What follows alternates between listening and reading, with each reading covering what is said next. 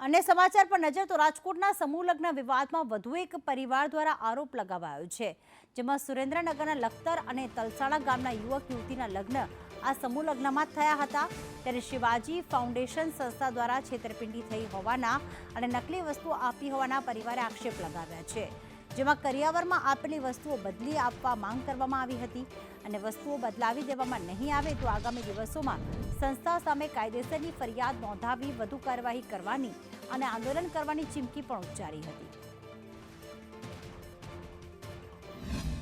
એટલે એ બાબત એવી છે કે અમે સમૂહ લગ્નમાં જોડાયેલા હતા। અમારી પાસેથી 21,000 રૂપિયા લેવામાં આવ્યા હતા। હું લખતર ગામથી જાદવ પ્રકાશ કરીને બોલું છું, બરાબર। અને મારી પ્રતિ જે કાંઈ બી થયું છે એ બધું ખોટું આવ્યું છે, એટલે હું પરત પાછું માંગવા માટે અમે અરજી કરી છે પોલીસ સ્ટેશનમાં કે જે કાંઈ બી આ કર્યું એ કાર્ય કરવા માટે અને બધાને વ્યવસ્થિત ન્યાય મળે એ માટે આ બધું કાર્ય કર્યું છે। હવે એ લોકોએ એવી જાણ કરી કે અમે તમને પરત પાછું આપી દઈશું, પણ એ આપવા પછી અમે બધું પાછું અરજી બરજી લઈ લઈશું, નકર કાંઈ એવું નહીં થાય તો અમે અમારી રીતે પાછી કાર્યવાહી આગળ કરશું। મારી બેબીના લગ્ન હોવાથી મેં શિવાજી સેનામાં ફોર્મ ભરેલું અને જે એમાં આવ્યું એ ધાતુનું નીકળેલ છે, તે બદલ કુવાડવા પોલીસ સ્ટેશનમાં અરજી કરેલ છે।